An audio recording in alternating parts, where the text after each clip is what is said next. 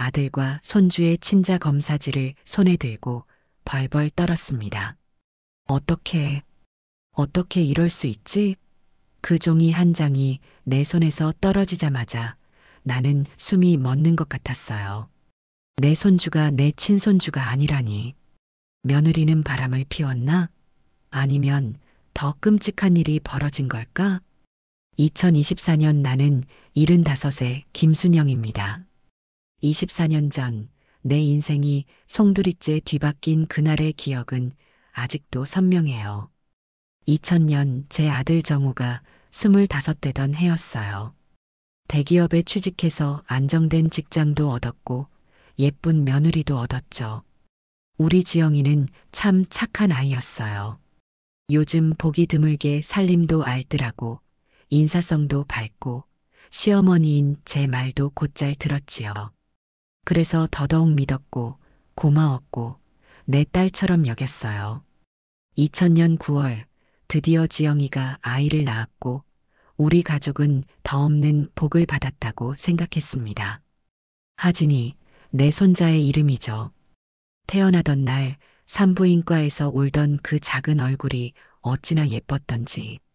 그날 밤 바로 중환자실로 들어가는 바람에 한동안 얼굴을 보기 힘들었지만 며칠 후 태어날 때는 모두가 기뻐했어요. 그런데 말입니다. 시간이 지날수록 아이를 보며 이상한 생각이 드는 거예요.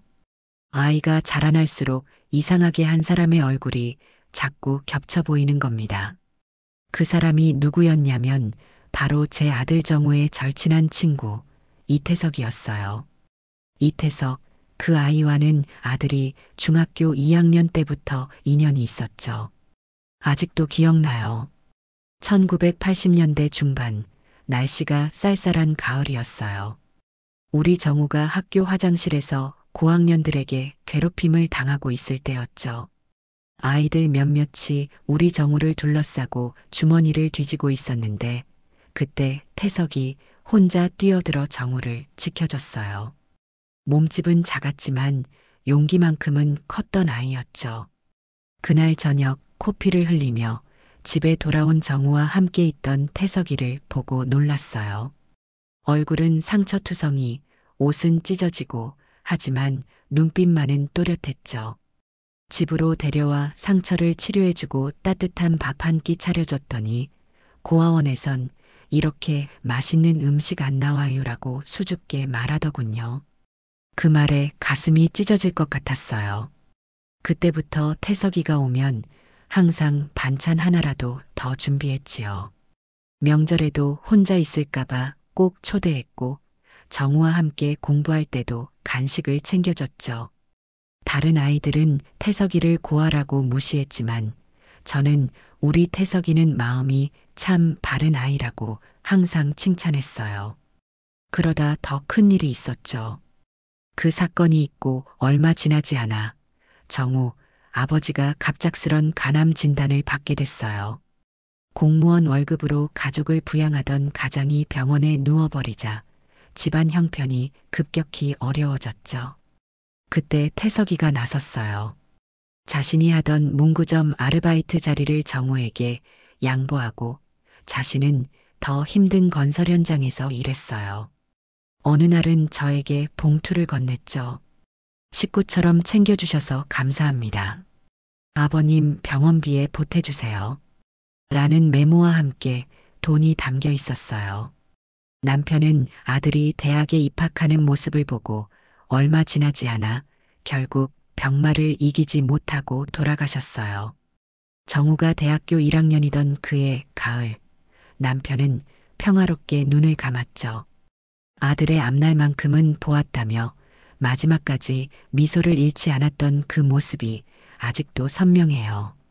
남편의 장례식에서도 태석이는 제 아들의 곁을 지키며 함께 울어줬어요.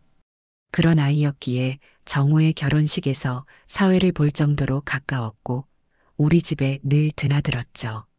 군대도 같이 다녀오고 취업 준비도 함께 했어요. 다만 정우는 조기 졸업하고 대기업에 들어갔지만 태석이는 계속 취업에 실패하고 결국 택배 일을 시작했죠. 그래도 명절마다 작은 선물이라도 들고 찾아오곤 했어요. 어머님 잘 지내세요? 하면서요. 그런 태석이가 왜 자꾸 하진이와 닮아 보이는 걸까 하는 생각이 들기 시작했어요. 처음엔 그냥 제 착각이라고 생각했어요. 정우를 위해 그렇게 많은 것을 함께 했던 아이인데 설마 하는 생각이었죠. 하지만 하진이가 3살, 4살이 되면서 그 의심은 점점 커져갔어요. 특히 내 아들 정우는 턱선이 각지고 눈매가 매서운데 손주 하진이는 턱이 부드럽고 눈매가 온화했거든요. 정우 친구 태석이를 닮은 거죠. 손주가 외탁했나 싶어 사돈을 유심히 봤지만 그것도 아니었어요. 그러던 2005년 3월 하진이가 유치원에서 사고가 났어요. 놀이터에서 높은 곳에서 떨어져 입술을 크게 다쳤죠. 피가 많이 나서 수혈이 필요하다는 연락을 받았어요. 그날 그 순간이 시작이었습니다. 혈액형이 안 맞는데요? 간호사가 물었어요. 정우는 A형, 지영이도 A형인데 하진이는 B형이었거든요. 그때 마음 한구석에 오랫동안 웅크리고 있던 그 작은 의심이 커다란 의문으로 변했어요. 그날 저녁 정우도 지영이도 모르게 아들 칫솔, 하진이 칫솔을 몰래 봉투에 넣었어요. 그리고 친자 확인 검사를 신청했죠. 일주일 후 그 결과를 받아든 순간 세상이 무너졌어요. 내 손주 하진이는 정우의 아들이 아니었습니다. 나는 혼란스럽고 무서웠어요. 지영이에게 물었죠. 창백한 얼굴로 저를 쳐다보던 며느리가 당황했어요. 어머니, 저는 정말 모르겠어요. 정우 오빠 외에는 만난 남자가 없어요. 나는 결과를 받고도 쉽게 말하지 못했어요. 집안 전체가 고요했고 저는 망연자실한 상태로 어떻게 해야 할지 몰랐죠. 정우에게 말해야 할까? 모든 것이 혼란스러웠어요. 결국 며칠 뒤 저는 용기를 내어 정우에게 검사 결과를 보여줬어요. 처음엔 믿지 않더군요. 엄마, 이런 검사 정확하지 않을 수도 있어요. 라고 말했죠. 하지만 한 번 더 확인해 보자고 했을 때 정우가 직접 검사를 의뢰했어요. 그리고 동일한 결과가 나왔죠. 그날 밤 정우는 지영이를 붙잡고 물었어요. 정말 바람 피운 적 없어? 다른 남자 만난 적 없어? 지영이는 울며 없다고 했지만 정우는 믿지 않았어요. 집안은 순식간에 얼음장 같은 분위기로 변했죠. 식탁에 앉아도 숟가락 소리만 들렸고 말 한마디 없었어요. 며칠이 지나자 정우는 집에 거의 들어오지 않았어요. 일이 바쁘다는 핑계로 회사에서 밤을 새우거나 친구들과 술을 마시며 늦게 들어오곤 했죠. 식구처럼 지내던 이태석과도 연락이 끊겼다고 했어요. 그런데 이상한 건 마음 한구석에서 태석이에 대한 의심이 자꾸 커져간다는 거였어요. 정훈애가 신혼 때 잠깐 둘이 살다가 아이 낳을 때쯤 합가했죠.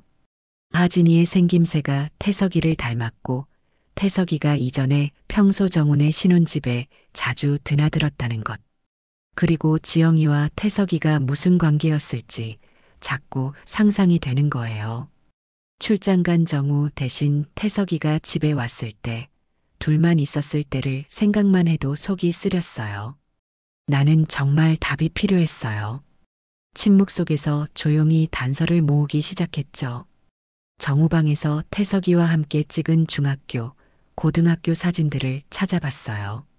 두 아이가 팔짱을 끼고 웃고 있는 사진이었죠. 친구 태석이는 정우보다 키는 작았지만 눈매가 온화하고 턱선이 부드러웠어요. 하진이와 닮은 부분이었죠. 그리고 지영이가 출산했던 병원 기록을 찾아봤어요. 2000년 9월 21일 제왕절개 수술. 산모랑 아이 상태가 좋지 않아 아이도 중환자실을 거쳐서 바로 신생아실로. 신생아실에 누가 있었을까요? 생각해보니 그날 정우는 갑자기 걸려온 회사 비상 전화로 병원을 잠깐 비웠었어요. 저는 지영이 옆에 있었고 아이는 중환자실에 있었고 아이를 본 사람이 별로 없었던 거예요. 사도는 차가 막혀오고 있었던 상황이었죠. 그리고 손주 아진이랑 퇴원하던 날 마침 태석이가 병문안을 왔었어요. 작은 아기 옷을 선물로 가져와서 다들 고마워했었죠. 한 가지 더 이상한 점은 지영이가 출산한 그날 같은 병원에서 미혼모들도 출산했다는 얘기를 들었던 것 같아요. 간호사들이 수군거리는 소리를 들었었거든요. 오늘 미혼모 출산이 2건이나 있었대요. 지영이는 억울하다고 울었지만 솔직히 저는 반신반의했어요. 내 며느리가 내 아들의 친구와 그런 일을 저질렀을까? 생각만 해도 가슴이 떨렸어요. 하지만 한편으로는 지영이처럼 순수해 보이는 애가 그런 짓을 할까 싶기도 했고요. 대체 무슨 일이 있었던 걸까? 그 즈음 나는 또 다른 결정적인 단서를 찾기로 마음먹었어요. 정우와 지영이 몰래 태석이의 집 근처를 지켜보기 시작했죠. 아들 친구가 어디에 살고 무엇을 하는지 알아내고 싶었어요. 동네 슈퍼에 물어보니 태석이는 여전히 택배 일을 하고 있다고 했어요. 오전에 나가서 저녁 늦게 돌아온다고요. 작은 원룸에 혼자 살고 있다는 정보도 얻었죠. 어느 날 지영이가 하진이를 데리고 어린이집에 등원하는 길을 지켜보고 있었어요. 그때였어요. 택배 차량이 천천히 그들 옆을 지나가는 것을 본 거예요. 운전석에 앉은 사람은 태석이었어요. 그리고 태석의 시선은 하진이를 놓치지 않고 있었죠.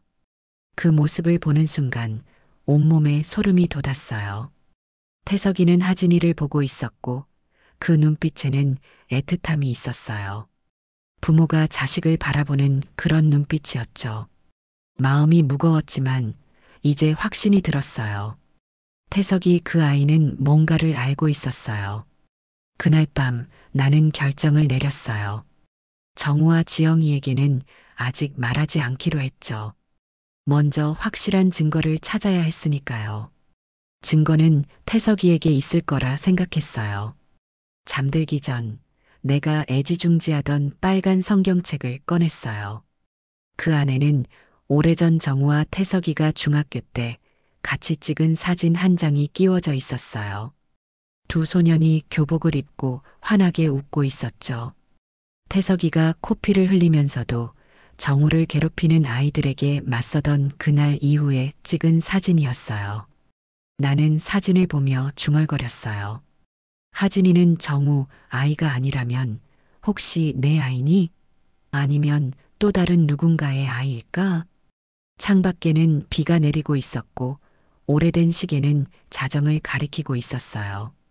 내일은 태석이의 집을 찾아가 볼 생각이었어요. 다음 날 아침 나는 새벽부터 준비를 시작했어요. 손주 하진이가 유치원에 갈 준비를 할 때였죠. 평소와 달리 더 일찍 일어나 그 아이의 얼굴을 유심히 살펴봤어요. 코, 눈매, 입술 모양. 아무리 봐도 태석이와 닮았어요. 하지만 그건 제 착각일 수도 있었죠.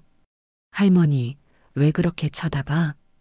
하진이가 수줍게 물었어요. 우리 하진이가 너무 잘생겨서 억지로 웃으며 대답했지만 마음은 무거웠어요.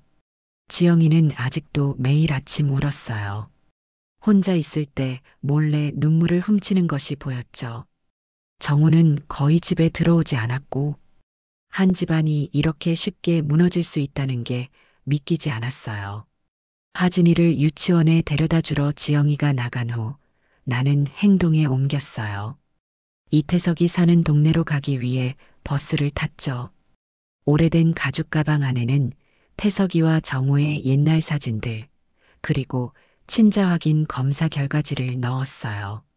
내가 정확히 뭘 하려는 건지도 모르겠지만 진실을 찾고 싶었어요. 태석이가 사는 동네는 우리 집에서 버스로 30분 거리였어요. 낡은 다세대 주택이 많은 곳이었죠. 동네 슈퍼에서 물어물어 태석이의 자취방을 찾을 수 있었어요. 2층짜리 연립주택 맨 끝방, 그곳이 태석이의 집이었습니다. 낮 시간이라 태석이는 당연히 택배 배달 나갔을 거예요. 나는 골목 건너편 작은 카페에 앉아 그 집을 지켜봤어요. 카페 아주머니가 물었죠. 누구 기다리세요? 우리 아들이요. 깜짝 방문하려고요. 거짓말이 너무 쉽게 나왔어요. 그렇게 3시간쯤 기다렸을까? 택배차가 골목에 들어오는 게 보였어요. 누군가 내렸는데 태석이었어요. 점심을 먹으러 온 것 같았죠. 심장이 빠르게 뛰었어요. 용기를 내서 다가가려는데 갑자기 제 발걸음이 멈췄어요. 나는 따라가지 않고 태석이가 무얼 하는지 지켜봤어요. 1시간쯤 후 태석이가 다시 택배차에 올라탔을 때 저는 용기를 냈어요. 그 집으로 갔지요. 문은 당연히 잠겨 있었지만 창문이 살짝 열려 있었어요. 내가 이렇게까지 할 줄은 몰랐는데 도둑처럼 남의 집 창문을 통해 들어가려고 하다니요. 하지만 손주를 위해서라면 저도 무서운 할머니가 될 수 있었나 봐요. 창문 너머로 간신히 몸을 밀어 넣었어요. 발은 의자에 걸리고 허리는 창틀에 부딪혀 아팠지만 기어코 안으로 들어갔어요. 방 안은 생각보다 깔끔했어요. 독신 남자의 방치고는 정리가 잘 되어 있었죠. 싱글 침대, 작은 책상, 그리고 벽에 붙은 작은 책장. 특이한 건 없었어요. 하지만 침대 옆 탁자 위에 놓인 액자가 눈에 띄었어요. 정우와 태석이가 함께 찍은 사진이었습니다. 대학 졸업식 때 찍은 것 같았어요. 벽에 걸린 달력에는 몇몇 날짜에 동그라미가 쳐져 있었어요. 자세히 보니 하진이의 생일, 유치원 입학식 날이었어요. 정말 뭔가를 알고 있는 게 분명했어요. 침대 아래 서랍을 열었어요. 그곳에는 아이의 물건들이 가득했어요. 유아용 모자, 작은 신발, 그리고 병원 팔찌, 갓 태어난 아기에게 채우는 그런 팔찌였어요. 그런데 이름이 이민서였어요. 우리 손주 이름은 최하진인데 갑자기 머리가 어지러웠어요. 이게 무슨 뜻일까? 태석이가 아이를 바꿔치기 했다는 건가? 그건 말도 안 돼요. 어떻게 그런 일이? 더 깊이 살펴보다 보니 작은 종이 상자가 있었어요. 열어보니 병원 서류들이 가득했는데 2000년 9월 21일자 믿음산 부인과 출생증명서였어요. 어머니 이름란에는 이미래라고 적혀 있었고 아버지란은 비어 있었어요. 그리고 아기 이름은 이민서였어요. 그때 서류 사이에서 구겨진 편지 한 장이 눈에 띄었어요. 태석아, 우리 아이는 너무 예쁘게 태어났어. 하지만 내가 미혼모라는 이유로 이 아이가 평생 손가락질 받으며 살게 할 수는 없어. 그리고 나는 더 좋은 환경의 남자와 만나고 싶어. 너랑 하룻밤 실수로 아이가 태어났다는 이유로 너와 결혼하고 싶지 않아. 아이를 너에게 보낼게. 너처럼 고아원에서 크게 하고 싶진 않겠지? 라는 내용이었어요. 날짜를 보니 2000년 9월 바로 하진이가 태어난 그 무렵이었죠. 그때 비로소 모든 것이 하나둘 연결되기 시작했어요. 태석이에게 연인이 있었고 그 여자가 아이를 낳았어요. 그것도 우리 며느리와 같은 날, 같은 병원에서. 그리고 서류 맨 밑에는 고아원 입소 관련 서류가 있었어요. 태석이는 자기 아이를 고아원에 보냈나? 아니, 그렇게 하진이를 애타게 바라보던 사람이 차 멈추는 소리가 들리고 발자국 소리가 점점 커졌어요. 순간 귀가 번쩍 뜨였어요. 현관문 앞에서 열쇠 꽂는 소리가 들렸거든요. 태석이가 돌아온 거예요. 서둘러 서류들을 다시 집어넣고 숨을 곳을 찾았어요. 침대 밑이 최선이었죠. 간신히 몸을 집어넣었는데 현관문이 열리는 소리가 들렸어요. 어머님? 태석이의 목소리가 들렸어요. 나를 발견한 건가? 심장이 입 밖으로 튀어나올 것 같았어요. 네, 어머니 병원 모시고 다녀오시느라 택배 못 받으셨죠? 여기 놓고 갈게요. 복도에서 다른 목소리가 들렸어요. 다행히 집에 들어오지 않고 이웃과 얘기하는 거였어요. 한참을 숨죽이고 기다렸어요. 태석이는 택배만 옆집에 주고 다시 나가는 것 같았어요. 아마도 오후 배달을 위해서겠죠. 그가 나간 것이 확실해지자 저는 간신히 침대 밑에서 기어 나왔어요. 온몸이 아팠지만 중요한 것은 발견한 증거였어요. 태석이는 분명 하진이와 연관이 있었고 아마도 제 생각이 맞다면 아이들을 바꿔치기 한 것 같았어요. 그런데 왜, 어째서 그가 그런 끔찍한 짓을 했을까요? 아들의 가장 친한 친구였던 사람이. 증거를 더 찾고 싶었지만 오래 머물 수는 없었어요. 창문을 통해 다시 밖으로 나왔어요. 이번엔 들어올 때보다 더 힘들었죠. 이런 일을 하다니. 내가 미쳤나 봐요. 집으로 돌아오는 버스 안에서 머릿속은 갈피를 잡을 수 없이 혼란스러웠어요. 태석이는 아이를 바꿔치기 했고 그 아이는 지금 고아원에 있다면 그 아이가 정우의 진짜 아들, 제 진짜 손자란 말인가요? 정류장에 도착하자마자 급히 공중전화로 향했어요.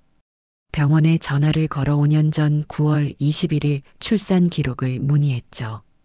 간호사는 개인정보라 알려줄 수 없다고 했지만 제가 이밀의 환자의 어머니라고 우겼어요. 겨우 알아낸 것은 그날 출산한 산모 중 미혼모가 2명 있었고 그 중 1명이 이미래라는 이름이었다는 거예요. 집으로 돌아와 밤새 생각했어요. 태석이가 정말 아이들을 바꿔치기 했다면 그건 범죄예요. 경찰에 신고해야 할까? 아니면 정우에게 먼저 말해야 할까? 아니면 태석이를 직접 만나볼까? 무엇보다 제 마음을 아프게 한 건 내 진짜 손주가 5년간 고아원에서 자랐다는 사실이었어요. 우리 가족의 피를 나눈 아이가 가족의 따뜻함을 모른 채 자랐다니. 그날 밤 저는 결심했어요. 내일 고아원을 찾아가기로. 그리고 그 후에 태석이를 직접 만나 진실을 대면하기로 했어요. 다음 날 먼동이 틀 무렵 집을 나섰어요. 하늘은 아직 어둡고 차가운 새벽 공기가 얼굴을 스쳤어요. 지영이에게는 친척 집에 다녀온다고 했죠. 고아원 입소 서류에는 성광보육원이라는 이름이 적혀 있었어요. 구립보육원인데 집에서 버스로 1시간 거리에 있었죠. 버스를 2번 갈아타고 구불구불한 언덕길을 올라가니 보육원이 나타났어요.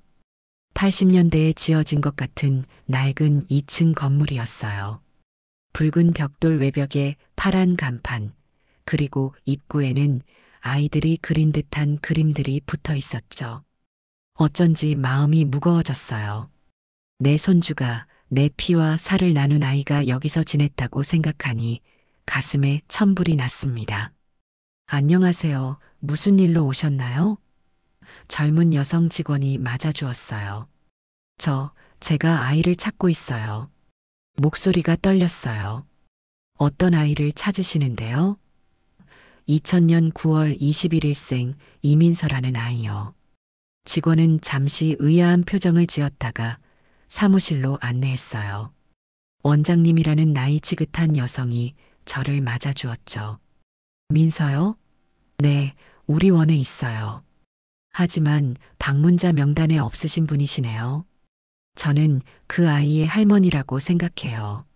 아직 법적으로는 증명할 수 없지만 제 아들의 친구가 아이들을 바꿔치기 한 것 같아요. 이건 우리 손주가 제 아들이 친자가 아니라는 친자 확인 검사 결과예요. 그리고 그 친구의 집에서 찾은 고아원 입소 서류, 거기 이름이 이민서로 되어 있었어요. 원장님은 종이들을 유심히 살펴보더니 깊은 한숨을 내쉬었어요. 정식으로 친자 확인을 하시려면 법적 절차가 필요할 텐데요.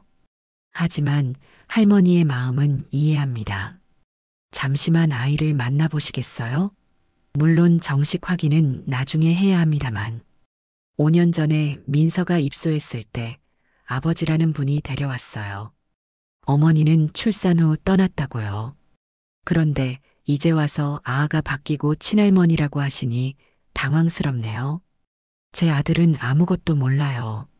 아이를 몰래 바꿔치기 했던 거예요. 우리 집 아이와 그 사람의 아이를. 원장님은 놀라움을 감추지 못했지만 곧 차분해지셨어요. 그렇군요. 무슨 일이 있었는지는 모르겠지만 일단 민서를 만나보시겠어요? 심장이 터질 것 같았어요. 내 진짜 손주를 만난다니 나도 모르게 눈물이 흘렀어요. 원장님이 잠시 밖으로 나갔다가 작은 남자아이 손을 잡고 돌아왔어요. 민서야, 여기 할머니가 너 보러 오셨단다. 그 아이는 키는 또래보다 작았지만 눈매가 정우를 닮아 있었어요. 어린 시절 정우가 걸어오는 것 같았어요. 태석이를 닮은 하진이와는 달랐죠. 안녕하세요. 아이가 수줍게 인사했어요. 민서야. 목이 메어서 더 말을 잇지 못했어요. 잠시 민서와 이야기를 나눴어요. 어떤 장난감을 좋아하는지, 친구는 많은지, 그 아이는 조용하고 착했어요. 하지만 눈빛에는 뭔가 외로움이 있었죠. 제 마음이 찢어지는 것 같았어요. 돌아오는 길 버스 안에서 계속 울었어요. 동시에 화가 나기도 했고요. 어떻게 태석이가 이런 짓을 할 수 있었나? 내 손주를 고아원에 버리고 자기 아이를 우리 집에 들여보내다니. 도저히 이해할 수 없었어요. 집에 돌아오자마자 태석이에게 전화를 걸었어요. 여보세요? 태석이의 목소리가 들려왔어요. 태석아, 나야. 정우 엄마. 어머님? 그의 목소리에서 놀라움이 느껴졌어요. 만나야겠다. 지금 당장. 1시간 후 우리 동네 작은 찻집에서 태석이를 만났어요. 여전히 예의 바른 모습이었지만 눈빛이 흔들렸어요. 아마 제가 뭘 알게 됐는지 눈치챈 모양이었죠. 어머님, 무슨 일이세요? 태석아, 내가 다 알고 있어. 그 말에 태석이의 얼굴이 하얗게 변했어요. 그는 아무 말도 못하고 고개를 숙였어요. 왜 그랬어? 내가 어떻게 그런 끔찍한 짓을? 목소리가 떨렸어요. 태석이는 한참을 말없이 앉아 있다가 천천히 고개를 들었어요. 그의 눈에는 눈물이 고여 있었어요. 제가 여자를 만났어요. 그 애가 저한테 임신했다고 했을 때 너무 무서웠어요. 제가 뭘 가진 게 있나요? 고아에 직장도 없고 그 아이를 어떻게 키우나 걱정했죠. 그래도 그게 내 손주를 가져가고 내 아이를 우리에게 들이미는 이유가 돼? 그때 미래가 도망갔어요. 아이를 낳자마자 저한테 연락 한 번 없이 그냥 사라졌어요. 제가 혼자 아이를 데리러 간 그날 병원에 정우처가 힘들게 아이를 낳고 같이 있다는 것을 알게 되었어요. 그때 태석이의 얼굴에서 뭔가 다른 감정이 보였어요. 그건 애원하는 듯한, 하지만 동시에 뭔가를 인정하는 표정이었어요. 저는 정우처럼 성공한 삶을 꿈꿨어요. 아이에게 좋은 환경을 주고 싶었고, 그때 복도에서 신생아실 간호사를 만났는데 그 사람이 저보고 착각했어요. 정우인 줄 알고 그래서 아이를 바꿔줬어요. 그럼 넌 그냥 그 기회를 틈탄 거야? 내 아들 아이를 데려가고 내 아이를 들여보낸 거냐고. 태석이는 고개를 푹 숙였어요. 말없이 고개만 끄덕였죠. 눈이 휙 돌았어요. 그래서 아이 발에 이름표 발찌를 바꾸고 정우 아이를 데리고 왔어요. 처음에는 하루만 내 아이가 좋은 집에서 지내게 해주고 싶었어요. 그런데 하루가 이틀이 되고 일주일이 되고 돌이킬 수 없게 됐어요. 분노가 치밀어 올랐어요. 어떻게 이런 일을...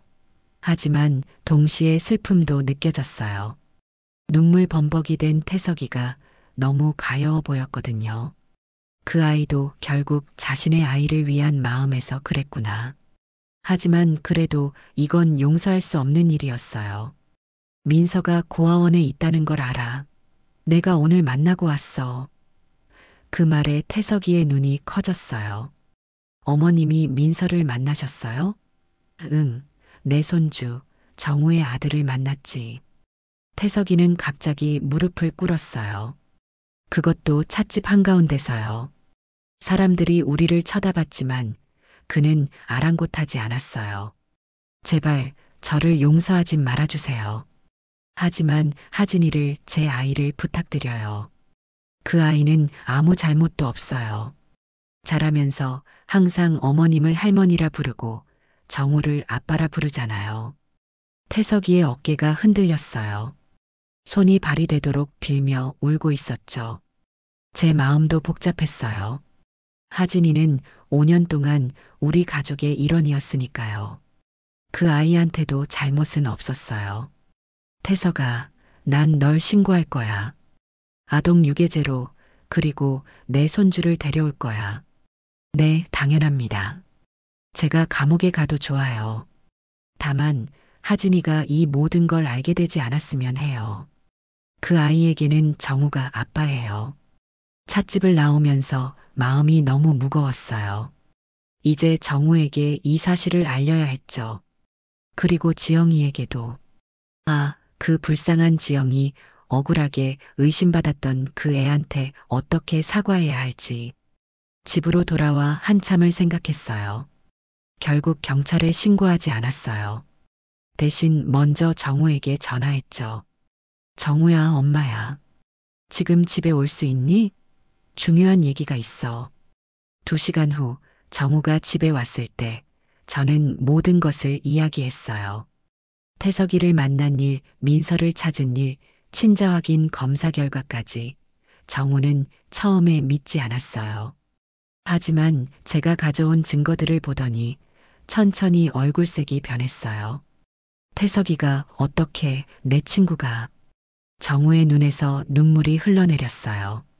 그런 모습은 처음 봤어요. 내 아들은 어릴 때도 울지 않는 아이였는데 그날 정우는 오랫동안 울었어요. 지영이한테 어떻게 말해요? 내가 그 애를 얼마나 의심했는데 이제 와서 어떻게. 지영이한테 같이 가자. 이건 엄마 잘못이기도 해. 내가 먼저 의심했으니까. 그날 밤 우리는 지영이에게 모든 것을 털어놓았어요. 지영이는 우리 말을 듣고 한참을 가만히 있다가 갑자기 일어나 하진이 방으로 달려갔어요. 자고 있는 하진이를 품에 안고 오래도록 울더군요. 저는 민서든 하진이든 둘 다 제 아이예요. 5년 동안 하진이를 키웠는데 어떻게 이제 와서. 그 말에 정우도 눈물을 참지 못했어요. 저도 마찬가지고요. 우리 민서도 데려올 거야. 정우가 결심한 듯 말했어요.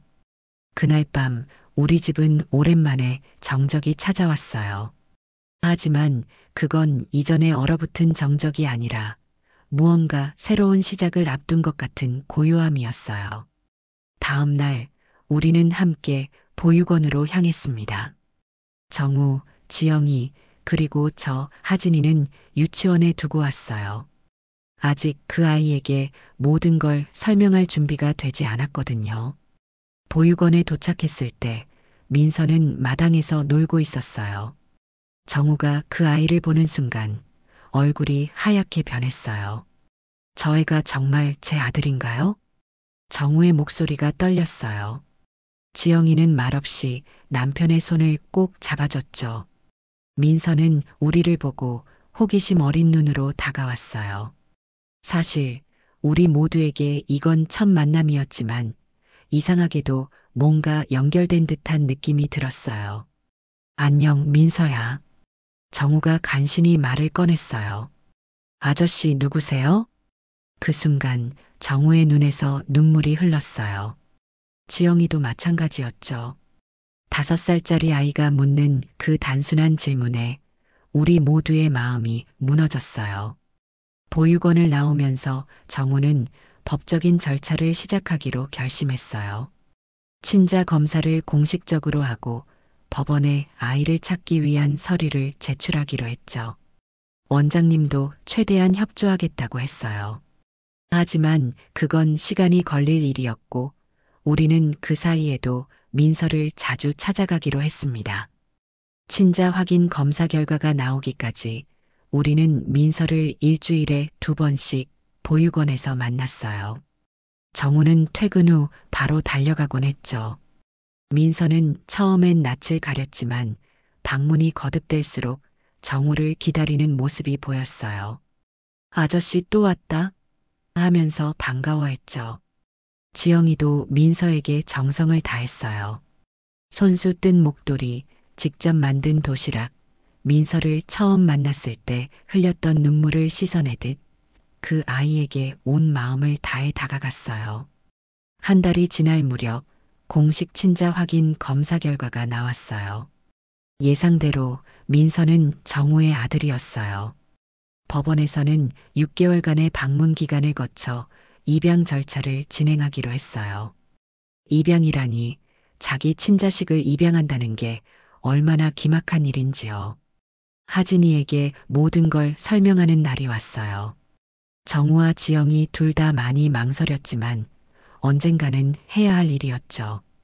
어린 나이에 이런 복잡한 일을 이해할 수 있을까 걱정했지만 아이들은 우리 생각보다 훨씬 더 많은 것을 이해하더라고요.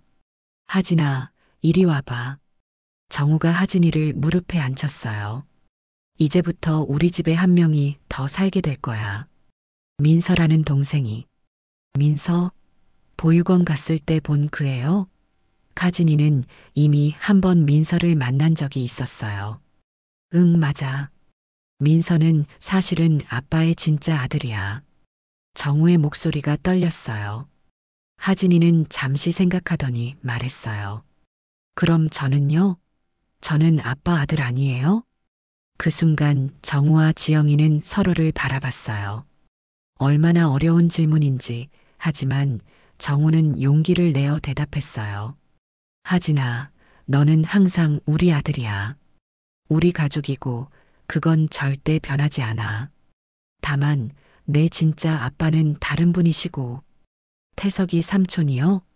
하진이의 질문에 우리 모두 놀랐어요. 어떻게 알았을까? 왜 그렇게 생각하니? 지영이가 조심스레 물었어요. 삼촌이 항상 저보면 울 것 같은 얼굴이었거든요. 그리고 한 번은 제가 자고 있는 줄 알고 머리 쓰다듬으면서 내 아들이라고 했어요. 아이의 순수한 관찰력에 우리 모두 말을 잃었어요. 하진이는 우리가 생각했던 것보다 훨씬 더 많은 것을 알고 있었던 거예요. 그럼 이제 민서가 제 형이 되는 거예요?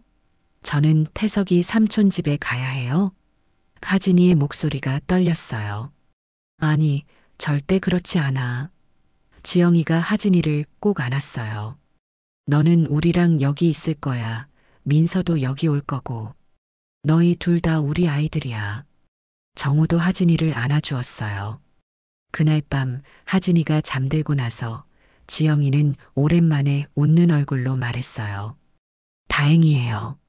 하진이가 이해해줘서. 창밖에서 들려오는 빗소리. 그 후 민서의 방문 일정이 시작됐어요. 처음에는 주말마다 하루, 그 다음은 주말 내내, 그리고 점차 일주일에 며칠씩 서서히 우리 집에 적응해 가는 과정이었죠. 민서와 하진이는 놀랍게도 금방 친해졌어요. 같은 또래다 보니 금방 놀이 친구가 되었죠. 하진이가 민서를 데리고 다니며 집안 구석구석을 소개하고 자기 장난감도 나눠주고 어떤 때는 제가 들어도 놀랄 정도로 어른스러웠어요. 민서야, 이건 내 거지만 같이 쓰자. 우리는 형제니까. 그 말을 들었을 때 정우는 몰래 화장실에 가서 울었다고 해요. 지영이도 눈물을 참지 못했고요. 제 마음도 찢어지는 것 같았어요. 다 자란 어른들보다 어린 아이들이 상황을 더 순수하게, 더 아름답게 받아들이고 있었으니까요. 모든 게 순탄하기만 한 건 아니었어요. 민서는 가끔 밤에 울면서 보육원 선생님을 찾기도 했고 하진이도 가끔은 혼란스러워했죠. 그럴 때마다 지영이는 두 아이를 양팔에 안고 토닥여 주었어요. 정우도 퇴근 후에는 아이들과 더 많은 시간을 보내려 노력했고요. 가장 힘든 문제는 태석이었어요. 하진이는 가끔 태석이를 보고 싶다고 했죠. 처음에 정우는 단호히 거부했어요. 그 배신자를 어떻게 다시 만날 수 있겠냐며. 하지만 하진이의 순수한 눈빛을 보면서 점차 마음이 흔들렸어요. 결국 한 달 후 우리는 태석이를 만나기로 했어요. 그는 그동안 많이 야위어 있었어요. 우리를 보자마자 고개를 푹 숙이고 인사했죠. 정우가 마침내 입을 열었어요. 태석아, 난 널 용서 못해. 하지만 하진이는 내 존재를 알 권리가 있어. 그러니 가끔 만날 수 있게 해줄게. 그 말에 태석이는 고개를 들었어요. 그 얼굴에는 놀라움과 감사함이 가득했죠. 정말 고마워. 내가 평생 갚을게. 그렇게 우리 가족의 새로운 모양이 만들어져 갔어요. 민서는 점점 집에 적응해 갔고, 하진이는 5분 먼저 태어난 형 노릇을 톡톡히 해냈어요. 어느 날 저녁 민서가 처음으로 지영이를 엄마라고 불렀어요. 그때 지영이는 얼마나 울었는지 몰라요. 정우도 어깨를 들썩이며 눈물을 참았죠. 6개월 후 법원에서 마침내 민서의 입양이 허가됐어요. 가족관계 증명서에 최민서라는 이름이 올라갔죠. 문서상으로도 이제 정식으로 우리 가족이 된 거예요. 그날 저녁 우리는 집에서 작은 파티를 열었어요. 민서는 케이크 초를 불며 행복한 미소를 지었고 하진이는 형이라며 으스대기도 했죠. 지영이와 정우는 아이들의 모습을 보며 행복해했어요. 그런데 파티가 끝나고 아이들이 자러 간 뒤 정우가 저에게 물었어요. 엄마, 우리 아이들이 나중에 커서 다 알게 되면 어떨까요? 이 복잡한 가족사를. 저는 잠시 창밖을 바라보다 대답했어요. 그땐 그때 생각하자. 지금 이 행복을 소중히 여기자. 정우는 고개를 끄덕였어요. 결국 우리 가족이 중요한 거죠. 어떻게 시작됐든. 지금 우리는 서로를 사랑하는 가족이니까요. 맞아요. 결국 중요한 건 피가 아니라 사랑이었어요. 그 어떤 검사 결과보다, 그 어떤 서류보다 서로를 향한 마음이야말로 진짜 가족을 만드는 거였지요. 이 모든 일이 있고도 우리 가족은 더 단단해졌어요. 마치 깨진 도자기를 금으로 이어붙인 것처럼 상처 위에 더 강한 사랑이 자리 잡은 거죠. 아, 그리고 가장 큰 변화는 아마도 제 자신이었을 거예요. 처음에 의심하고 분노했던 그 마음이 이제는 두 아이 모두를 내 손주로 사랑하게 됐으니까요. 하진이든 민서든 둘 다 내 소중한 손주랍니다. 시간은 참 빠르게 흘러갔어요. 어느덧 하진이와 민서는 초등학교에 입학하고 중학교로 고등학교로 올라갔죠. 집 거실에는 두 아이의 성장 과정을 담은 사진들이 늘어갔어요. 작은 교복을 입고 웃고 있는 모습, 학예회에서 함께 연주하는 모습, 체육대회에서 이어달리기 하는 모습. 두 아이는 진짜 형제처럼 자랐어요. 물론 가끔 싸우기도 했지만 위기가 닥치면 늘 서로를 지켜주는 모습이 정말 감동적이었죠. 하진이가 왕따를 당할 뻔했을 때 민서가 나서서 친구들에게 우리 형 건드리지 마 라고 외치던 날 아이보다 제가 더 많이 울었어요. 태석이는 약속대로 한 달에 한 번 하진이를 만났어요. 처음에는 조심스러웠지만 시간이 흐르면서 자연스러운 관계가 됐죠. 태석이는 하진이에게 삼촌이었고 민서에게는 아저씨였어요. 사실 민서도 알고 있었어요. 모든 것을. 정우와 지영이가 아이들이 초등학교 고학년이 되었을 때 진실을 모두 이야기해 주었거든요. 그날 밤 형제애를 보여준 가장 감동적인 순간이 있었어요. 정우와 지영이가 아이들에게 진실을 말한 후 둘은 각자 방에 들어가 있었는데 하진이 방문이 열리는 소리가 들렸어요. 형자? 민서의 작은 목소리가 들렸어요. 아니, 앉아, 들어와. 하진이가 대답했어요. 민서는 하진이 방으로 들어가 침대 끝에 앉았어요. 형, 우리 진짜 형제 맞지? 하진이는 잠시 생각하다가 말했어요. 당연하지. 우리가 같은 부모님을 두고 자랐잖아. 어떻게 태어났든 그건 중요하지 않아. 그리고 너한테 미안해. 내가 멋진 형이 될게. 민서의 눈에 눈물이 고였어요. 하진이는 민서의 머리를 쓰다듬었어요. 넌 엄마랑 닮았으니까 더 잘생겼잖아. 나는 아빠랑 닮아서 별로라고. 둘은 킥킥 웃다가 함께 이야기를 나눴어요. 그날 밤 지영이가 우유를 가져다 주려고 들어갔다가 두 아이가 나란히 누워 잠든 모습을 봤다고 해요. 서로의 손을 잡은 채로요. 시간은 또 흘러 아이들은 고등학교를 졸업했어요. 하진은 태석이를 더 자주 만나기 시작했어요. 자신의 생물학적 아버지에 대해 더 알고 싶어 했나 봐요. 그게 처음엔 정우를 힘들게 했지만 지영이가 그를 달래줬어요. 아이들은 자라면서 뿌리를 찾기 마련이에요. 괜찮아요. 하진이 마음속엔 당신이 항상 아빠예요. 그리고 정말 그랬어요. 하진이는 태석이를 만나고 와서도 여전히 정우를 아빠라고 불렀거든요.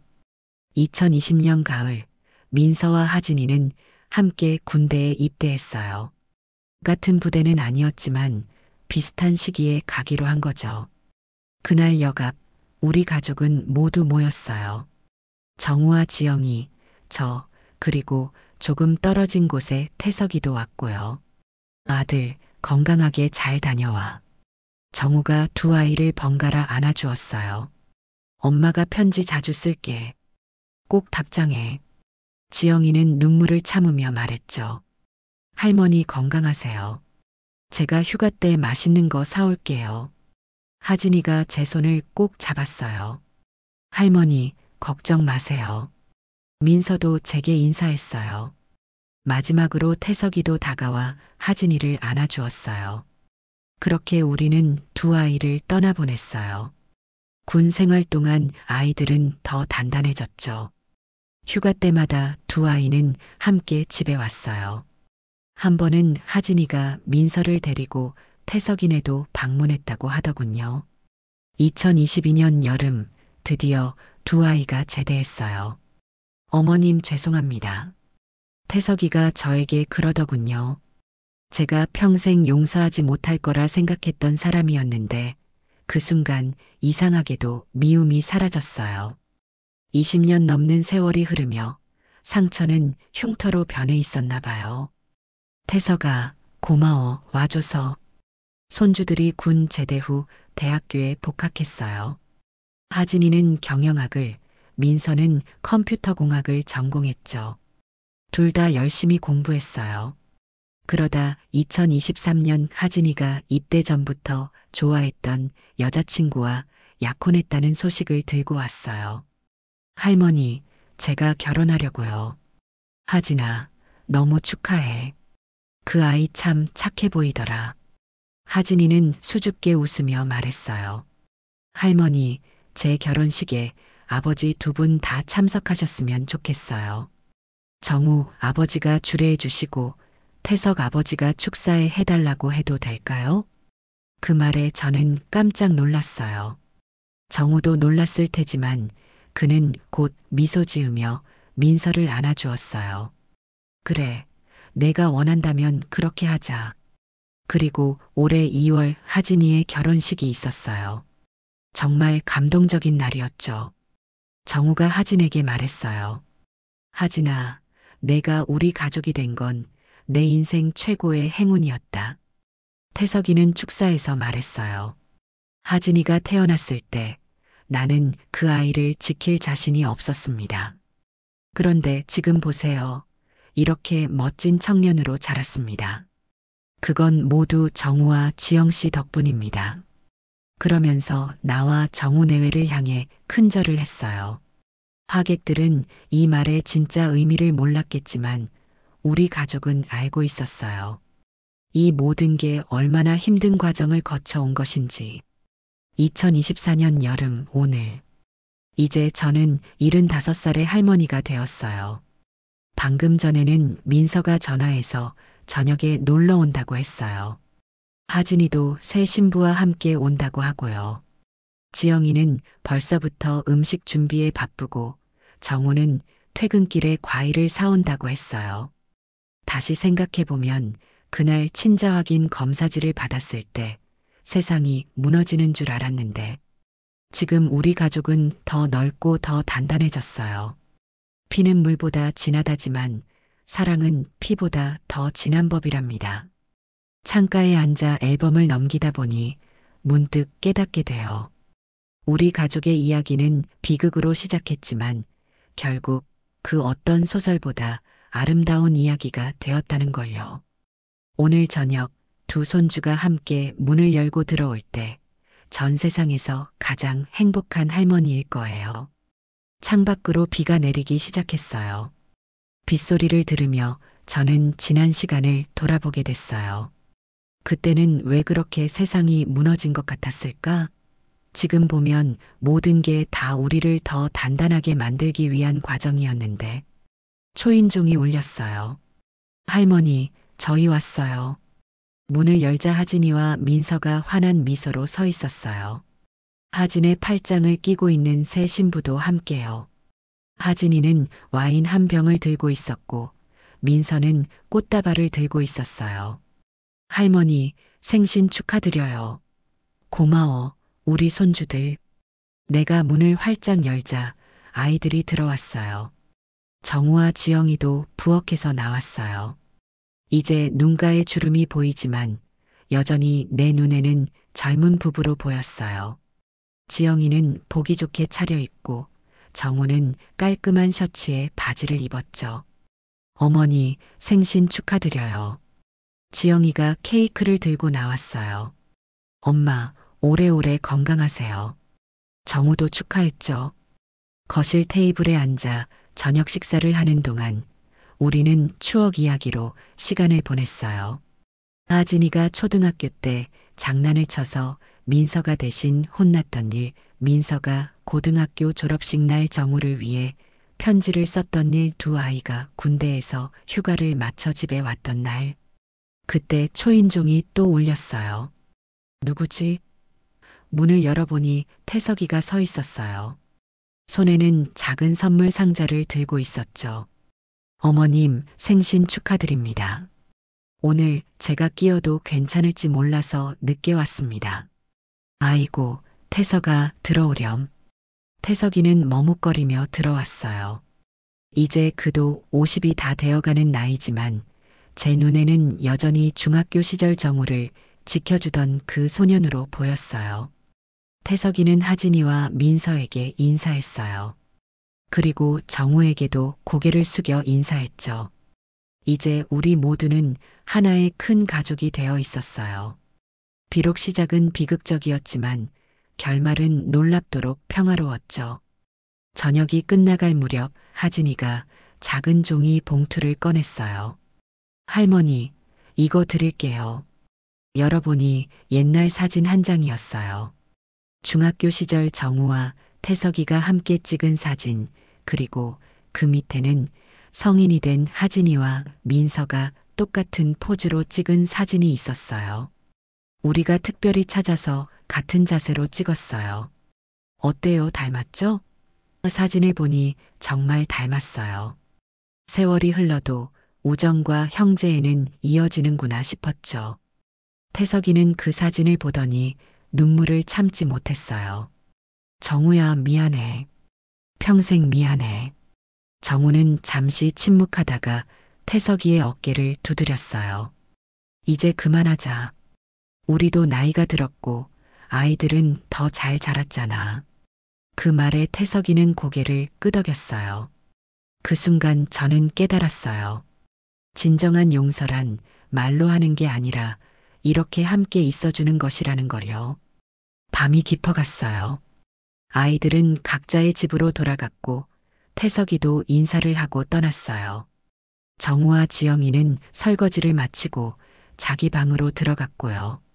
나 혼자 거실에 남아 창밖을 바라봤어요. 비는 그쳤고 달이 구름 사이로 얼굴을 내밀고 있었죠. 문득 생각했어요. 인생은 참 이상한 것이구나. 그 충격적인 결과를 받았을 때는 세상이 무너진 줄 알았는데 그게 오히려 우리 가족을 더 단단하게 만들어 주었으니까요.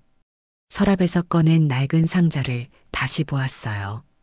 친자 확인 검사지를 손에 쥐고 생각했죠. 만약 그때 이 검사를 하지 않았다면 민서는 계속 고아원에서 자랐을 거고 하진이는 자신의 뿌리를 모른 채 살았겠죠. 정우는 친구에게 배신당한 사실을 모르고 지영이는 평생 의심 속에 살았을지도 모르고 그 순간 깨달았어요. 진실이란 때로는 아프지만 결국 우리를 자유롭게 하는 것이라는 거요.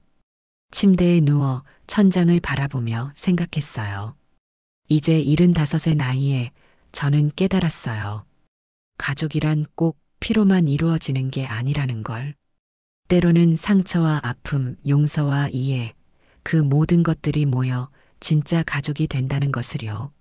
눈을 감으며 생각했어요. 만약 오늘이 내 마지막 날이라고 해도 난 행복하게 떠날 수 있을 거라고. 내 삶에는 너무나 많은 사랑이 있었으니까. 아침 햇살이 창문으로 스며들었어요. 새로운 하루가 시작되었고 오늘도 우리 가족 이야기는 계속되고 있었습니다. 창가에 서서 거리를 바라보니 하진이가 출근하는 모습이 보였어요. 어제 저녁에 자고 간 모양이에요. 하진이가 고개를 들어 제 창을 향해 손을 흔들었어요. 저도 손을 흔들어 응답했죠. 그 순간 느꼈어요. 이게 바로 행복이구나.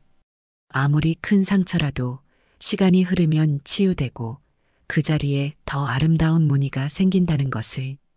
이 모든 일이 있고 난 뒤 저는 이제 확신해요. 세상에서 가장 강한 힘은 미움이 아니라 사랑이라는 것을. 그리고 가장 단단한 인연은 피가 아니라 마음으로 맺어진다는 것을. 오늘도 그리고 앞으로도 우리 가족의 이야기는 계속될 것입니다. 오늘 이야기가 마음에 드셨다면 좋아요와 구독, 알람 설정 잊지 마세요. 또 이야기를 보시고 마음에 남은 장면이 있으셨다면 댓글로 나눠주세요. 선생님의 한마디가 또 다른 분께 깊은 울림이 될 수 있습니다. 늘 감사합니다. 건강이 최고입니다. 하루 한 번 운동 잊지 마셔요.